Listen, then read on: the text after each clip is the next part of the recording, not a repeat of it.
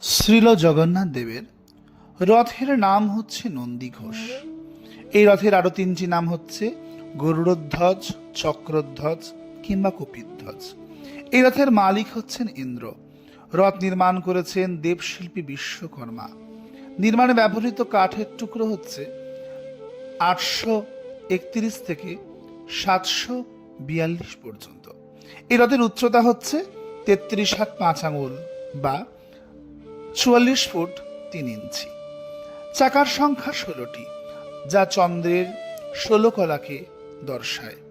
স্পোকও এখানে 16টা।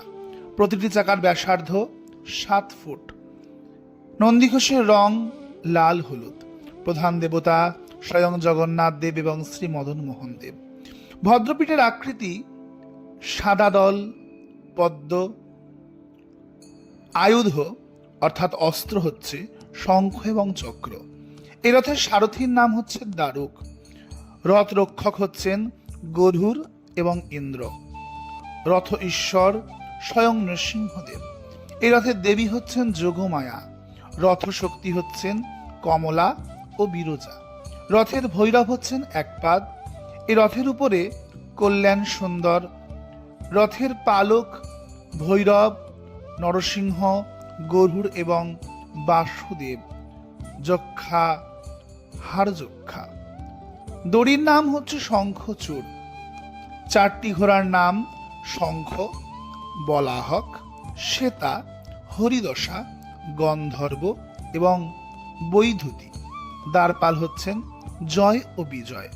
পতাকার নাম হচ্ছে ত্রৈলোক্য মোহিনী। রথ প্রতিহার কুমুদা ও কুমুদাক্ষা। দধিনৌতির নাম হিরণ্যগর্ভ। ঋষি পাতার উপর ঋষিরা নারদ, দেবল, ব্যাস, সুখদেব, পরাশর, বশিষ্ঠ, বিশ্বামিত্র এবং মার্কেন্ডেয়। রথের মূর্ধরে নন্দীমুখ। এই রথের চর দেবতা হচ্ছেন বরাহ ও নৃসিংহ। চরণ হচ্ছে নকুল ও কুবের। গর্ভাধীশ্বর অষ্টশক্তি হচ্ছেন হিরণ্যগর্ভ, উৎকর্ষিণী, ক্রিয়া, যোগ, অজ্ঞান, অনুজ্ঞা, প্রজ্ঞান ও মেধা। পতাকার প্রতীক হচ্ছেন হনুমান, তাই এর নাম হচ্ছে কপিধ্বজ। রথের অদৃশ্য চক্র হচ্ছেন সুদর্শন, যা রথকে সদা সর্বদাই রক্ষা করছে। উপরে 2 চোতা পাখি, যাদের নাম হচ্ছে জীবা ও পরমা। রথের রত্ন স্ফটিকা। এই রথের উপর 3টি কলস বিরাজ করছে, যাদের নাম নব, বৌমা ও আকাশ। এই রথের 4টি কুম্ভ হিরণময়ী, সত্য, শান্তি, দিবা এবং ক্ষমা। ব্রহ্ম সদনের উপাসক ব্রহ্ম ও ইন্দ্র। রথের পিঠ হচ্ছে কনক মঞ্চ।